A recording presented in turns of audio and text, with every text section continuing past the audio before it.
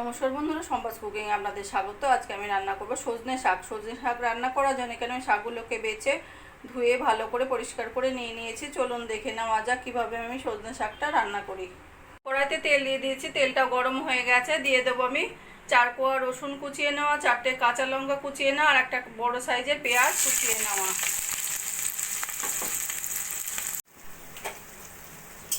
পেঁয়াজ লঙ্কা রসুনটাকে একটু ভাজা ভাজা করে নেব।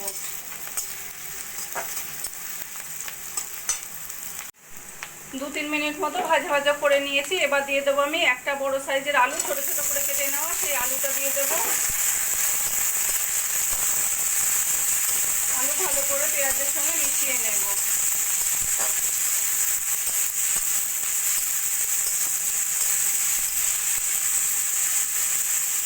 আলু কিছুক্ষণ ভেজে নিয়ে দিয়ে দেবো আমি 2 মুঠো মতো মুসুরির ডাল 1 ঘন্টার জন্য ভিজিয়ে রেখেছিলাম, সেই ডালটা দিয়ে দেবো।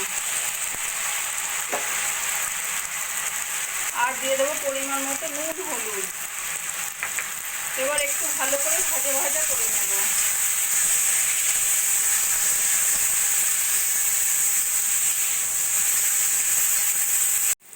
ডাল দিয়ে 3-4 মিনিট মতো ভাজা ভাজা করে নিয়েছি। এবার দিয়ে দেবো আমি ধুয়ে রাখা সজনে শাক।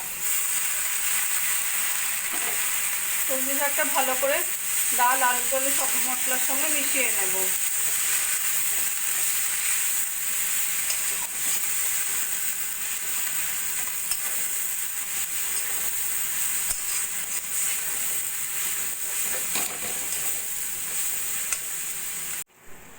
শাক আলু মশলার সঙ্গে ভালো করে মিশিয়ে নিয়েছি। এবার একটা ঢাকা দিয়ে একদম লো ফ্লেমে যতক্ষণ না আলু মশলা সব সিদ্ধ হচ্ছে রান্নাটা করে নেব। ঢাকা দিয়ে 4-5 মিনিট মতো লো ফ্লেমে রান্না করে নিয়েছি। এবার আমি ঢাকাটা তুলে দেখে নেব। একদম শুকনো শুকনো হয়ে গেছে।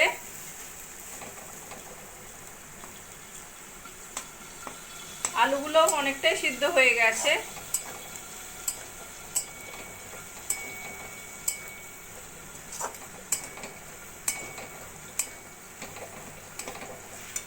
এখন দিয়ে দেবো আমি অল্প করে একটু জল।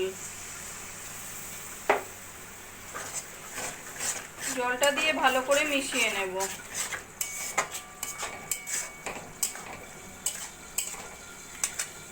জলটা দিয়ে ভালো করে মিশিয়ে নিয়েছি। এবার আবার আমি ঢাকা দিয়ে আরও 3-4 মিনিট মতো রান্নাটা করে নেব। আরও 3-4 মিনিট মতো ঢাকা দিয়ে রান্না করে নিয়েছি। এবার আমি দেখে নেব।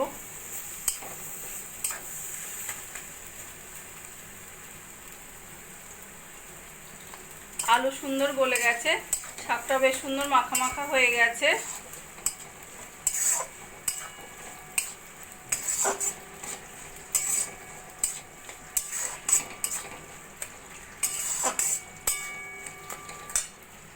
শেষে একটু ধনে আর জিরে ভাজা মশলা ছড়িয়ে ভালো করে মিশিয়ে নেব।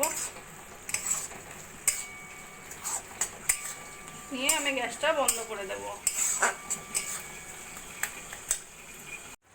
মসুর ডাল দিয়ে সজনে শাক রান্নাটা আমার কমপ্লিট হয়ে গেছে। আমার এই রেসিপিটা যদি ভালো লাগে আপনারাও বাড়িতে বানিয়ে দেখতে পারেন। গরম গরম ভাতের সঙ্গে খেতেও অসাধারণ লাগবে। আর কমেন্ট করে জানাবেন কেমন লাগলো। প্লিজ লাইক শেয়ার ও সাবস্ক্রাইব করবেন। আর যদি ফেসবুক পেজ থেকে দেখেন ফলো করবেন প্লিজ।